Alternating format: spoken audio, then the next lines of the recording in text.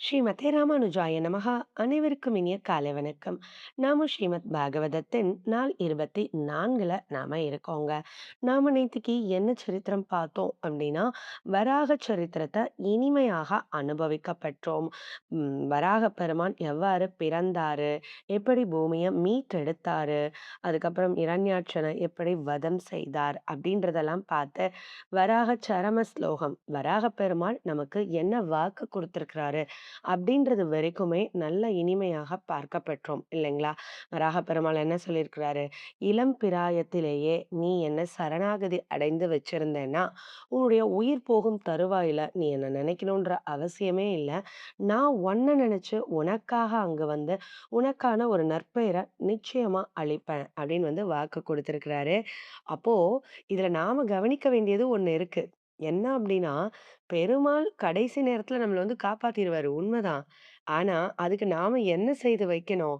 நம்மளுடைய இளம் பிராயத்துல நாம அவர சரணாகதி பண்ணி வைக்கணும் இல்லையா? அத நாம செய்ய தவறுனோம்னா, அவர் கடைசி நேரத்துல வரமாட்டாரு. ஸோ, அப்ப பொறுப்பு பகவான் கிட்ட இருந்தாலும், அந்த இனிஷியேட்டிவா ஆரம்பிக்கிற வேல வந்து யார்கிட்ட இருக்குன்னா, நம்ம கிட்ட தான் இருக்கு. அப்போ நாமும் இளம் பிராயம் இருக்கும்போதே, நம்மளுடைய வயது இருக்கும்போதே, நாம கண்டிப்பா பக்தி பண்ண வேண்டியது அவசியம் அப்படின்றதையும் இங்க வராக பெருமாள் மறைமுகமா நமக்கு காட்டிக் கொடுக்கிறாரு அப்படின்னு தான் வந்து சொல்றாங்க. ஸோ பக்திக்கு வந்து வயசே கிடையாது. நாம வந்து வயதான காலத்துல தான் பக்தி பண்ணணும் அப்படின்றதெல்லாம் கிடையாதுன்னு சொல்றாங்க. இளம் பிராயத்திலேயே பகவான வழிபாடு பண்ண ஆரம்பிச்சா தான் நமக்கு அந்த கடைசி நேரம் வர்றப்போ பகவானுடைய அனுகிரகமானது பரிபூர்ணமா கிடைக்கப்பெறும் அப்படின்னு வந்து சொல்றாங்க.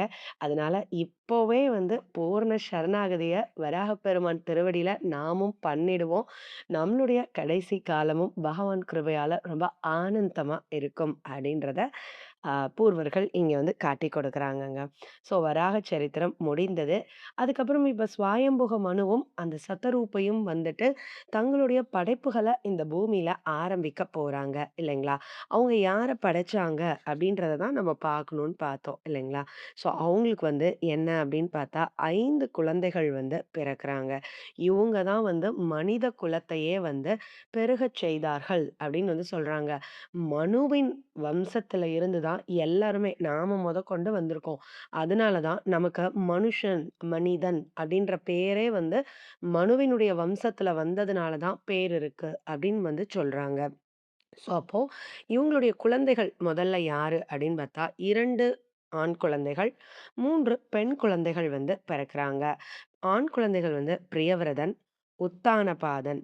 அடுத்து பெண் குழந்தைகள் வந்து ஆகூதி, தேவகூதி, ஆ பிரகூதி அப்படின்னு சொல்லி 3 பெண் குழந்தைகள் இருக்காங்க.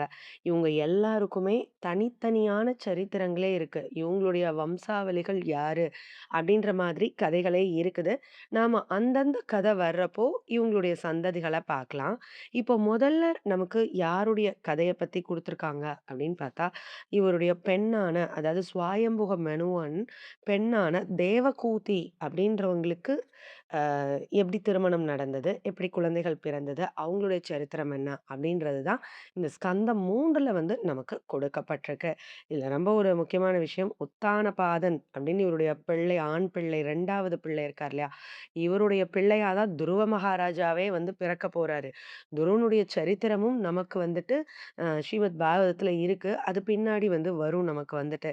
ஸோ இப்ப வந்து முதல்ல நமக்கு என்ன சரித்திரம் அப்படின்னு பார்த்தா, கபில சரித்திரம் தான் வந்து வரப்போகுது. பகவான் வந்து கபிலர் அப்படின்ற ஒரு பெயர்ல வந்து பிறக்க போறாரு. யாருக்கு பிறக்க போறாரு அப்படின்னு பார்த்தா, இந்த தேவஹூதி அப்படின்றவங்களுக்கு தான் வந்து பிறக்க போறாரு. ஸோ அப்போ இந்த கபில அவதாரம் அப்படின்றது இப்போ நமக்கு ஆரம்பிக்க போகுது.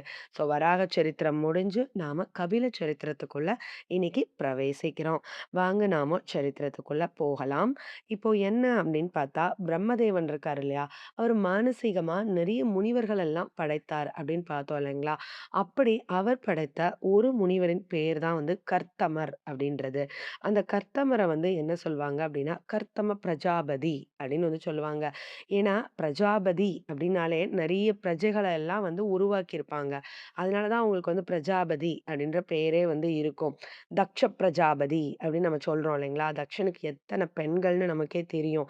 தாக்ஷாயினியே அந்த தக்ஷனுக்கு தான் வந்து பெண்ணா பிறந்தாங்க அப்படின்லாம் தெரியும் இல்லைங்களா?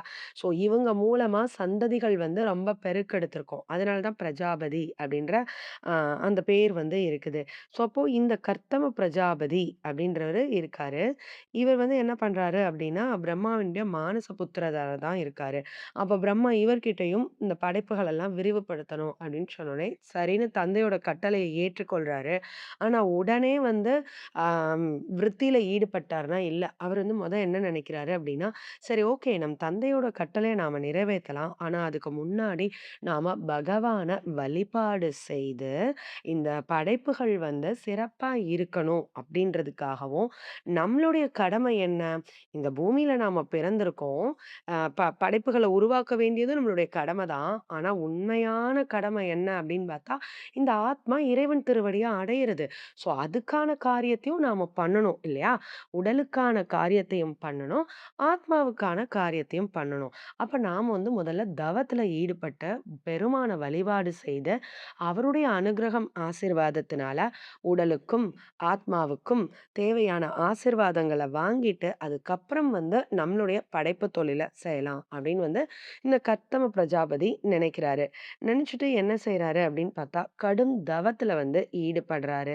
எத்தன வருடங்கள் வந்து தவம் இருந்தாரு அப்படின்னு பார்த்தா, 16,000 ஆண்டுகள் வந்துட்டு பிந்துசரஸ் அப்படின்ற ஒரு நதி இருக்குது.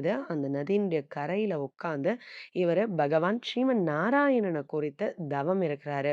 இவருடைய தவத்த மெச்சி பகவானே வந்து அழகா கருட வாகனத்துல வந்து இவருக்கு காட்சி கொடுக்கிறாரு. அப்போ இவர் என்ன சொல்றாரு அப்படின்னா, "இறைவா, உன் திருவடிய அடையிறது தான் என்னுடைய வாழ்வின் லட்சியமே. எனக்கு மோட்ச பிராப்திய தர வேண்டும்." அப்படின்றாரு. பகவான் நிச்சயமாக கொடுத்தேன் அப்படின்னு வந்து சொல்றாரு.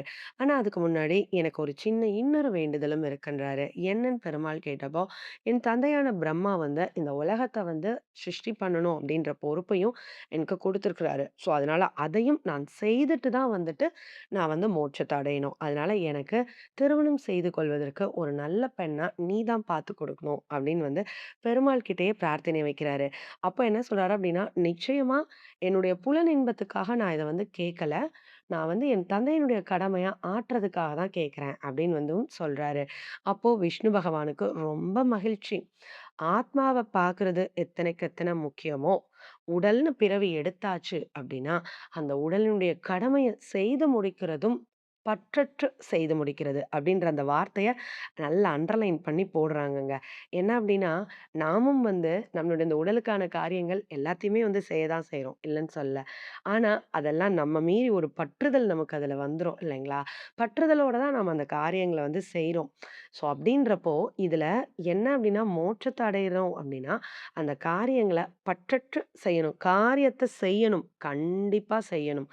பக்திய காரணம் காட்டி, எந்த ஒரு காரியத்தையும் நாம உடலுக்கான காரியங்கள செய்யாம மட்டும் இருக்கக்கூடாது அப்படின்றத ரொம்ப ஸ்ட்ராங்கா வந்து இங்க வந்து வலியுறுத்துறாங்க. ஆனா, செய்றது கடமையாக மட்டும் செய்ய வேண்டும். அப்படின்றது தான் இவருடைய இந்த ஸ்டேட்மெண்ட்ல இருந்து புரியுதுன்னு சொல்றாங்க. அப்போ ஆ பெருமாளுக்கும் ரொம்ப ஆனந்தம். சரி ஓகே நீங்க ஒண்ணும் கவலைப்படாதீங்க. நாளைக்கு காலையில பெண்ணே உங்கள தேடி வரும் அப்படின்னு சொல்லிட்டு பெருமாள் வந்து போயிடுறாரு. உங்களுடைய ஆசை அதாவது இந்த சிருஷ்டி எல்லாம் முடிச்சு, அதுக்கப்புறம் நீங்க என்ன வந்து அடைவீங்க அப்படின்றதையும் பெருமாள் வரம் குடுத்துட்டு போயிட்டாரு. இவரும் சரின்னு சொல்லிட்டு அன்னைக்கு இரவு பொழுத கழிச்சிடுறாரு. அடுத்த நாள் காலையில பகவான் சொன்னது போலயே ஒரு பெரிய படையே வந்து அவர் வீட்டு அதாவது கர்த்தம பிரஜாபதி வீட்டு வாசல்ல வந்து நிக்குது. யாரு அப்படின்னு பார்த்தா, இந்த ஸ்வாயம்புக மனு இருந்தாரு இல்லையா? அவருக்கு 5 குழந்தைகள்னு பார்த்தோம் இல்லையா? அதுல தேவகூதியினுடைய சரித்திரத்த தான் இப்ப பார்க்க போறோம்னு பார்த்திருந்தோம் இல்லைங்களா? அவர் தான் வந்துட்டு தன் மகளோட இந்த கர்த்தம பிரஜாபதி வீட்டு வாசல்ல வந்து நிக்கிறாரு. அப்போ என்ன அப்டின்னா, இவருக்கு ஒரே ஆச்சரியம் தாங்கல. பெருமாள் சொன்னது நடந்துருச்சுன்னு ரொம்பவே வந்து சந்தோஷம். இந்த தேவகூதிக்காக தான் பெண் குடுக்கறக்காக தான் வந்திருக்காரு ஸ்வயம்புகம் மனு வந்துட்டு. இந்த தேவகூதிக்கு ஏற்கனவே இந்த கர்த்தம பிரஜாபதிய பத்தி தெரியுமாம். யார் சொன்னா அப்டின்னு பார்த்தா, இந்த நாரத மகரிஷி வந்து இவருடைய பெருமைகளை எல்லாம் இந்த தேவகூதிக்கு எடுத்து சொல்லியிருக்கிறாரு. அவர் எப்பேர்ப்பட்ட ரிஷி, ஆத்ம ரிஷி, ஆத்மாவ பார்க்கக்கூடிய ஒரு ரிஷி, ரொம்ப உயர்ந்தவர் அப்டின்லாம் சொல்லி வச்சதுனால, இந்த தேவகோதிக்கு திருமணம்னு பண்ணிக்கிட்டா, இந்த கத்தமவர் தான் பண்ணிக்கணும் அப்டின்னு ரொம்ப விருப்பப்பட்டாங்களாம். ஸோ, அதனால தான் தன் தந்தையான ஸ்வயம்புக மனு கிட்ட சொல்லி இங்க வந்து நிக்கிறாங்க. அப்ப ஸ்வயம்புக மனு வந்து சொல்றாரு, இந்த மாரி என் பெண் தேவகோதி வந்து உங்கள தான் திருமணம் செய்து கொள்ளணும்னு ரொம்ப ஆசைப்படுறா. நீங்க வந்து அவர ஏத்துக்கணும் அப்டின்னு வந்து பிரார்த்தனை வைக்கிறாங்க. அப்ப இந்த கர்த்தமர் வந்து என்ன சொல்றாரு அப்டின்னு பார்த்தா, நிச்சயமா நான் வந்து திருமணம் பண்ணிக்கிறேன். ஆனா, அதுல எனக்கு ஒரு கண்டிஷன் இருக்கு அப்டின்றாரு. என்ன அப்டின்னு கேட்டா, நான் இந்த உலகத்துடைய சிருஷ்டிக்காக தான் என் தந்தைக்காக தான் வந்து நான் திருமணம் செய்து கொள்றேன். எனக்கு மற்றபடி இல்லறம் இதுலலாம் வந்து ஈடுபாடு கிடையாது. என் கடமைய நான் முடிக்கணும். அதனால தான். அதனால நான் வந்து ஒரு குழந்தை பிறக்கிற வரைக்கும் தான், முதல் பிரசவம் உங்க மகளுக்கு நடக்கிற வரைக்கும் தான் நான் அவ கூட இருப்பேன். நான் அதுக்கப்புறம் தவத்துல ஈடுபட்டு நான் வந்து மோட்சத்துக்கு போணுன்ற என்னுடைய பாதைக்கு வந்து போயிடுவேன். உங்க பெண்ணுக்கு அதுக்கு சம்மதம்னா சொல்லுங்க. நான் கடைசி வரைக்கும்லாம் அவளோட இருக்க முடியாது.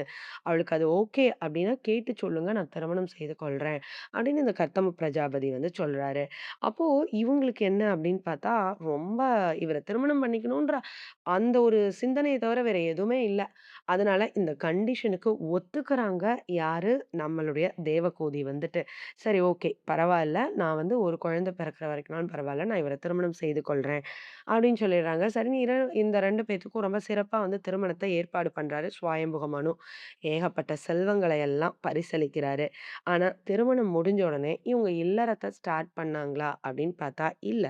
ஏன் அப்படின்னா, இந்த முனிவர் வந்து என்ன பண்றாரு அப்படின்னா, இவர் தான் எத பண்ணாலும் பகவான பிரார்த்தனை பண்ணி தானே ஆரம்பிப்பாரு. திருமணம்னு பண்ணிக்கிறப்பவே 16,000 வருஷம் தவம் இருந்தாரு. இனி இல்லறத்த நடத்தி ஒரு பிள்ளைய வந்து பெற்றெடுக்க போறாங்க. இந்த படைப்பு தொழில செய்ய போறாங்க.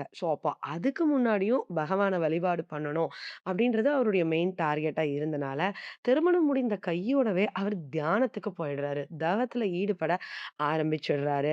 அப்போ இவங்க இவங்க மனைவி கூட இருக்காங்க இல்லையா? இவங்க வந்து ஒரு பெரிய இளவரசி.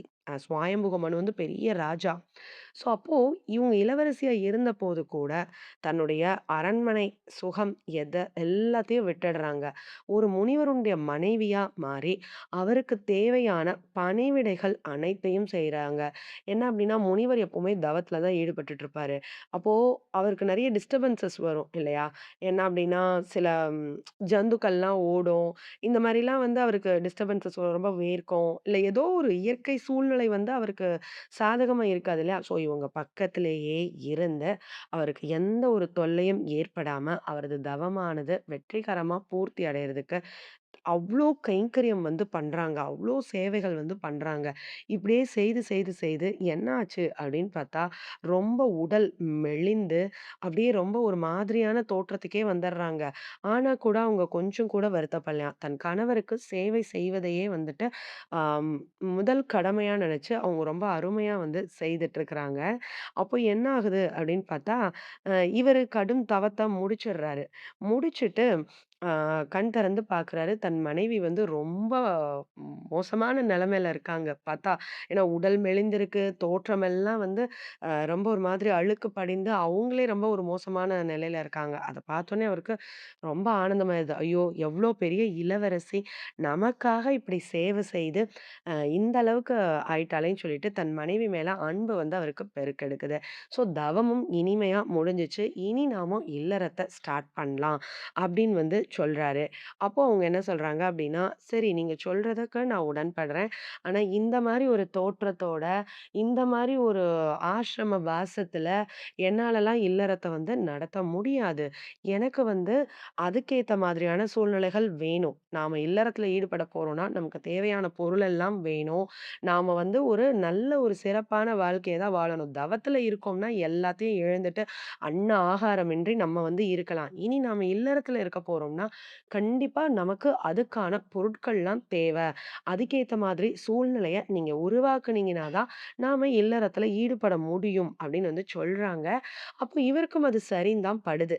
இவரோ ஒரு தவயோகி இல்லையா? தவத்தினால அவ்ளோ ஆற்றல வந்து பெருக்கி வச்சிருக்கிறாரு.